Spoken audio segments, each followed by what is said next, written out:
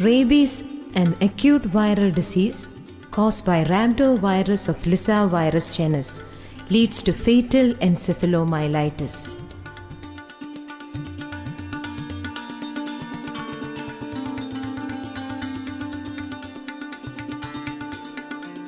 Rabies is endemic in a variety of wild and domestic mammalian population, and as a result will also lurk as a potential threat to man. Rabies-free status is enjoyed only by isolated regions such as Australia, New Zealand, Japan, etc. In India, dog bites account for 96% of bite cases. Up to 17 million are bitten by dogs in an year. Rabies continues to be a major public health problem, claiming an estimated 20,000 lives in India annually. 50 to 60 deaths due to rabies are reported from Kerala in an year. This is a 100% fatal disease, but is totally preventable by timely and appropriate post-exposure treatment. There are 4 steps in prevention of rabies in bite victims: the local wound treatment, prevention of tetanus, rabies immunoglobulin injection, and post-exposure prophylaxis by vaccines. Louis Pasteur developed the first post-exposure vaccine against rabies nearly 120 years ago. In 1911, Dr. Semple introduced phenol-inactivated infected sheep brain vaccine.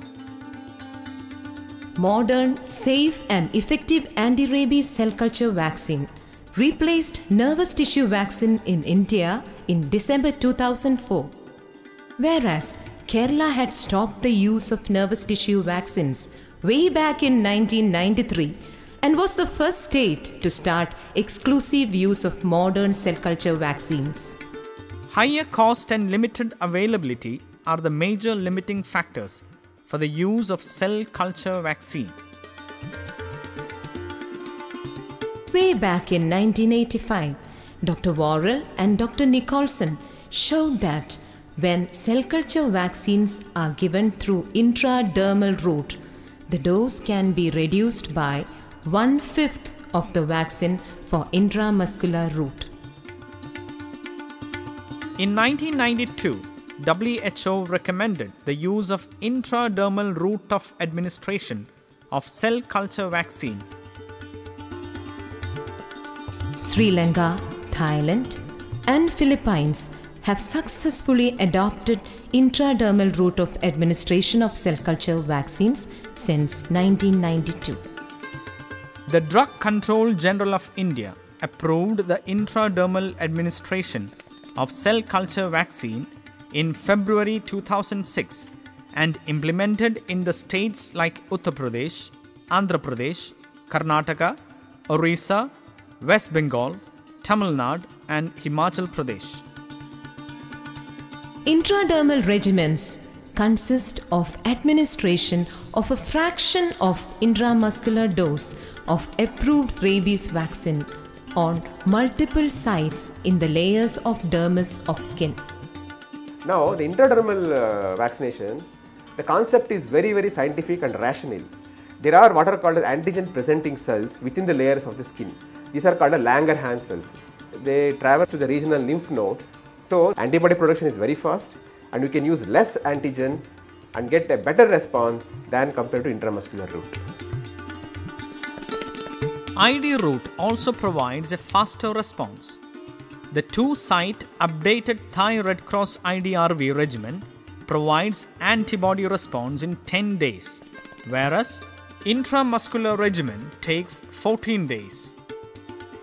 In the 2-site regimen or updated Thai Red Cross regimen, which is recommended by the Drug Control General of India, the vaccine is given in 2 sites on day 0, day 3, day 7 and on day 28.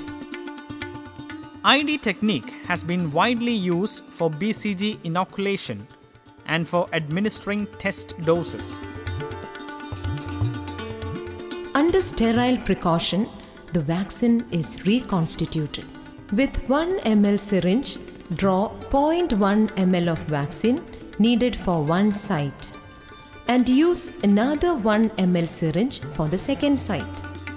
Insert the tip of the needle with bevel upwards, almost parallel to the skin surface, and slowly inject full volume of vaccine into the dermal layer of skin over the deltoid area, preferably an inch above the insertion of deltoid muscle. If the needle is correctly placed inside the dermis, considerable resistance is felt while injecting the vaccine. A raised papule should begin to appear immediately, causing a pudy orange appearance. Repeat the same procedure on the opposite deltoid area with a separate syringe. If the vaccine is injected subcutaneously, papule is not seen. Then, repeat the injection with full dose intradermal vaccine at adjacent site. Guidelines for the use of IDRV. Vaccines given by intradermal route should be approved and licensed by DCGI. The vaccine package leaflet should include a statement indicating that the potency as well as immunogenicity and safety allow the safe use of vaccine for intradermal pre- and post-exposure prophylaxis. Vaccines when given intradermally should raise a visible and palpable bleb in the skin. Vaccine vials must be stored at 2 degree to 8 degrees centigrade after reconstitution. The total content of the reconstituted vial should be used within 8 hours.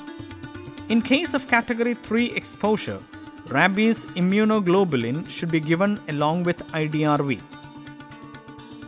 Immunocompromised patients, even with category 2 exposures, should receive category 3 post-exposure prophylaxis. Here, the vaccine should be given by intramuscular route only. Patients should be advised not to rub at the site of intradermal injection after administration of vaccine. They should also be informed about common side effects, that is, itching and pain at the site of injection. A full course of intramuscular vaccine cost around Rs 2,000, whereas a full course of ID regimen will cost only 1/5 of the amount. Moreover, the number of visits to the clinic is reduced to 4 instead of 5. The indirect cost in terms of travel, wage loss and other incidental expenses to the victim are also less. At the same time, the government will be able to support more number of victims with the resources available. As intradermal rabies vaccination is economical, effective, provides early immunity and is easy to administer, it is only ethical that we switch over to IDRV at the earliest. Realizing the importance of this, the government of Kerala has decided to implement IDRV and has taken progressive steps towards the implementation of the same. A 2-day workshop on developing guidelines for the implementation of intradermal rabies vaccination in Kerala was organized in September 2008. The workshop was enriched by the presence of experts of national and international repute.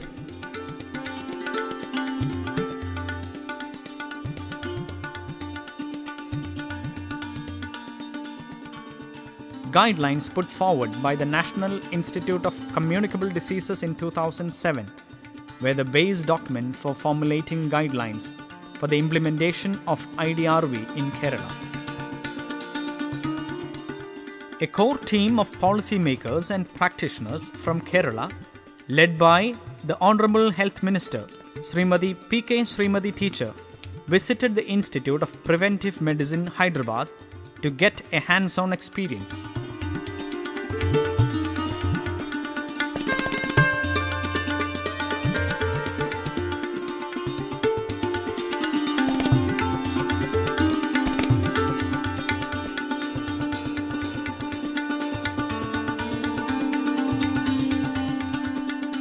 On a pilot basis, the government has decided to start 8 model intradermal rabies vaccination clinics in Kerala.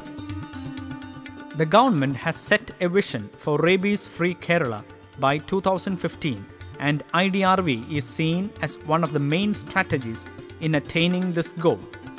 Let us join hands for IDRV. Let's practice IDRV.